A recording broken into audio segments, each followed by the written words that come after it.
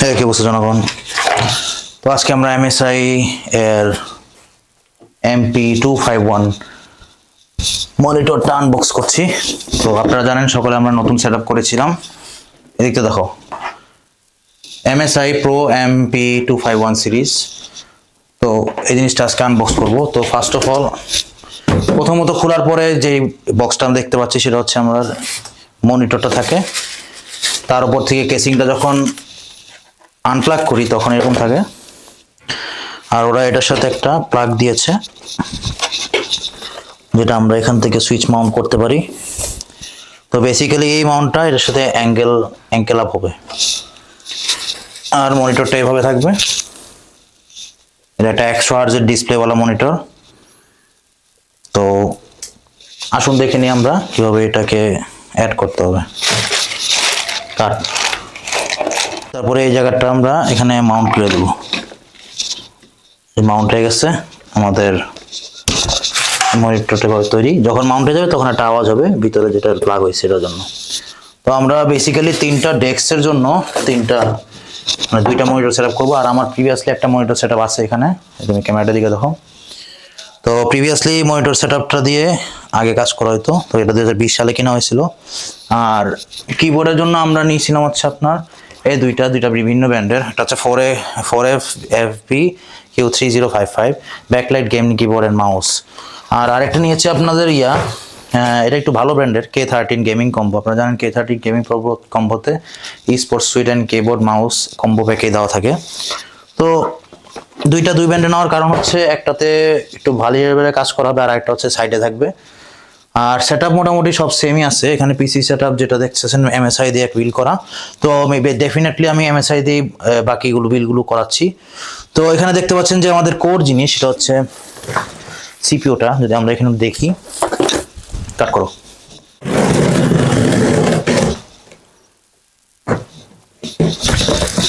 তো বেসিক্যালি পিসিটা বিল করা হয়েছে বাইনারি লজিক থেকে। আপনারা যারা পিসি বিল করতে চান নতুন তারা আপনারা বাইনারি লজিকে যোগাযোগ করুন। সাশ্রয়ী মূল্যে আমরা ভালো একটা পিসি বিল করে দেওয়ার জন্য আমরা বদ্ধপরিকর। তো আমরা এখন পিসি যে একটা ভার্সন দেখাচ্ছি, আমার কেসিংটা এখানে দেখতে পাচ্ছেন ওয়াইড ভেরিয়েন্টের কেসিং। আমরা কেসিংটাকে আনপ্লাগ করি। ফার্স্ট অফ অল আমরা কাট করো।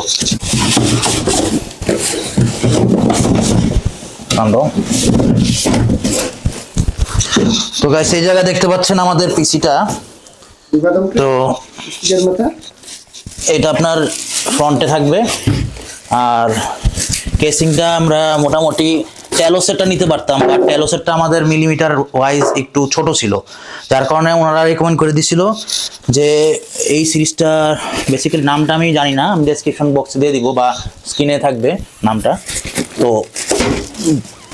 আপনি ওভারঅল লুকটা দেখে একটা আইডিয়া করতে পারেন যে সাদা কালারের কেসিংয়ের মধ্যে টেলোসের পরে 240 মিলিমিটারের পরেরটাই এই ভ্যারিয়েন্টটা খুব ভালো। যদি না আপনি i5 15 জেন কাট। তো বেসিক্যালি এই পিসিটা আমরা আনবক্স করে ফেললাম। তো আমরা আনবক্স করার পর দেখলাম যেটা সামনে অংশটাকে রিসেট USB 3 পোর্ট দেওয়া আছে, আর USB পোর্টও আছে, আর মাইক্রোফোন আর ট্র্যাডিশনাল হেডফোন জ্যাক তো আছে। তো রিসেট বাটনটা আমার আগের পিসিটাতে নেই। যেখানে দেখতে পাচ্ছেন আমাদের আগের পিসিটাতে কোনো রিসেট বাটন ছিল না। এটা পোলার বাস্টারের কেসিং ছিল ব্ল্যাক কালারের, যদিও এটা কম দাম ছিল 2800 টাকা ছিল। এইটা তুলনামূলক তার অলমোস্ট ডাবল বাজেটে নেওয়া ছিল। তো সেই ক্ষেত্রে এটা হবে। আর কেসিংয়ের এই পাশটা দেখবেন ব্যাক ইলুমিনেটেড।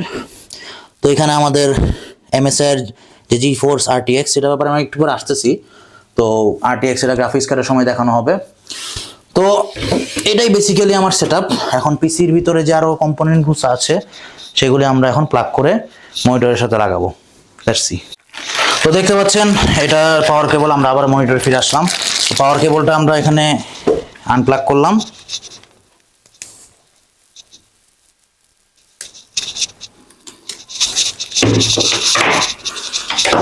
পাওয়ার কেবলের সাথে যে এক্সট্রা প্লাগ আছে সেটাও খুলে ফেললাম। এখানে মজার ব্যাপার হচ্ছে MSI মনিটরটা আপনার ট্রেডিশনাল মনিটর যে আগের যে মনিটর ছিল আমার HP FWP যেটা ছিল এখানে, তো সেটার থেকে মোটামুটি হার্জের ক্ষেত্রে আমার 40 হার্জ বেশি। তো আমার রিফ্রেশ রেটটা একটু ভালো স্পিড হবে। তো তবে এটা ড্রব্যাকসও আছে যে 40 হার্জ বেশি হওয়ার কারণে আপনার ব্রাইটনেস স্ক্রিন ওই কারেন্ট কনজাম্পশনটা একটু বেশি বেড়ে যাবে। তো আমরা এখানে লাগিয়ে দেখি। এটা আমার সেই HDMI পোর্টটা যেটা আমার এই পিসির সাথে কানেক্ট হবে। তো এটা আমি রাখবো, এটা আমি পিসির এই মনিটরের এই অংশ দিয়ে করবো। আর এই একটা মনিটরের MSI যে মনিটরটা একটা স্পেশাল ফিচার হলো এই মনিটরটা পিছন দিক থেকে আপনার স্পিকারের মতো মানে বিল্ট ইন স্পিকার আছে। তো আমি যার কারণে আমি যদি এখান থেকে অন করি, আপনারা অন করলে দেখতে পাবেন কীভাবে এটা সাউন্ড গেইন হয় এবং মানে অডিওটা কিভাবে বের হয়। তো স্পিকার টেস্ট আমরা একটু পরেই করব। তো আমরা এটাতে আসি, পাওয়ার কেবলে চলে আসি। পাওয়ার কেবলে আমরা দেখলাম MSI এর এটা বের করে, এখানে দুইটা কেবল দেওয়া হয়েছে, 2 পিনের আর এরকম 3 পিনের, অ্যাজ ইউজুয়াল ক্যাজুয়াল আমার যে মনিটর আগে ছিল সেরকমই।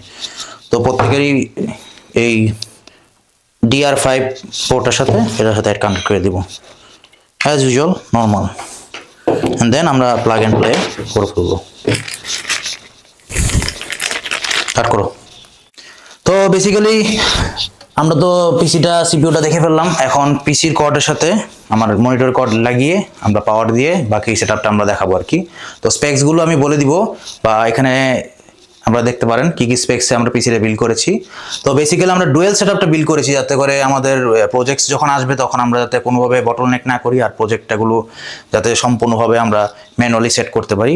ধরেন একটা জায়গায় প্রজেক্ট আসছে, আরেকটা জায়গায় সেম ওয়েটের প্রজেক্ট আসছে, বা একাধিক প্রজেক্ট আসলে স্কেডিউল করতে তখন প্রবলেম হয়ে যাবে, সেক্ষেত্রে এই কাজটা করা যেতে পারে। চলো আমরা দেখে আসি। কাট করো। তো দেখতে পাচ্ছেন এতক্ষণ খুঁজতেছিলাম এটার পিছনের জ্যাকটা, আমি ভাবছিলাম ফালাই দিয়ে আসছি, কিন্তু আসলে Pro 790S ওয়াইফাই মাদারবোর্ড, যেটা মাদারবোর্ডের ভিতরেই সব আছে। সকল সন্তানরা তার মার কাছেই ঘুমিয়ে থাকে, প্রমাণিত হলো আবার। Anyway, jokes apart. তো এটা আমরা এই পাওয়ার কেবলটা আমরা এখানে লাগাবো।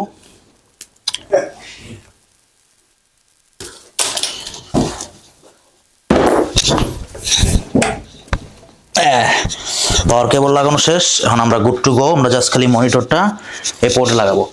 আমরা লাগানোর আগে একটা জিনিস দেখি, সেটা হচ্ছে আমাদের এখন পোর্ট কয়টা আছে। আমাদের আগের পিসিতে আমরা যখন যেটা দেখছিলাম যে আমাদের তখন সময় PCI পোর্ট ছিল কয়টা, এখানে কিছু DVI, HDMI, তারপরে DB পোর্ট ছিল, আর সাথে এক্সটার্নাল কিছু পোর্ট ছিল, 1 2 3 4 5 6টা USB পোর্ট ছিল, যদিও একটা যেটা নষ্ট হয়ে গেছে। তো আমরা কম্পেয়ার যদি করি, আমরা যদি এখানে তাকাই, সেখানে দেখেন পোর্ট করা দিছে 1 2 3 4 5 6টা এখানে সেম ছিল, কিন্তু এটার ব্যান্ডউইথ 2.5G, এটা ছিল কত, এটা 2G ছিল। তো বেসিক্যালি একটা জেনারেশন আপগ্রেড হচ্ছে, আর লাইন মোটামুটি সেম আছে। কিছু এক্সটার্নাল যেমন PDIF out, RS out, CS out, এগুলো আপনার বিভিন্ন সাউন্ড কার্ডের সময় আপনারা যারা সাউন্ড নিয়ে কাজ করেন তারা বেসিক্যালি বুঝতে পারবেন। আর ডিসপ্লে পোর্ট একটা দেওয়া আছে, যেটা আমাদের আমাদের মনিটর যেটা কানেক্ট করতে HDMI তে কানেক্ট করতে চাচ্ছি সেটা আমরা অ্যাড করে দিব, তাহলে আমাদের পিসিটা মোটামুটি গুড টু গো। কাট করো। পুরো সেটআপ করার আগে আমরা দেখে নিব কিভাবে এই ইউপিএস কি বলে, পুরো সেটআপ করার আগে আমরা দেখে নিব কিভাবে আমাদের সিপিইউটা আমাদের মনিটরের সাথে কানেক্ট করতে হয়। তো এটা সহজ জিনিস, এটা কেউ পারবে না, বাট যারা পারেন না তাদের জন্য বলছি স্পেশালি।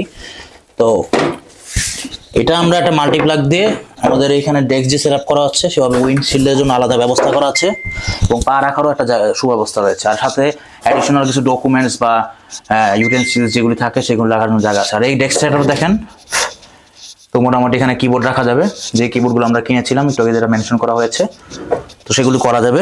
তো আমরা এখন পিছন দিকে টাপটা নিব, আর এটার জন্য স্পেশালি পরে মাল্টিপ্লাগ অ্যাড করা হবে। তো এটা অ্যাড করার সময় আমরা দেখাই দিব কিভাবে আমরা মাল্টিপ্লাগ সেটআপটা করেছি।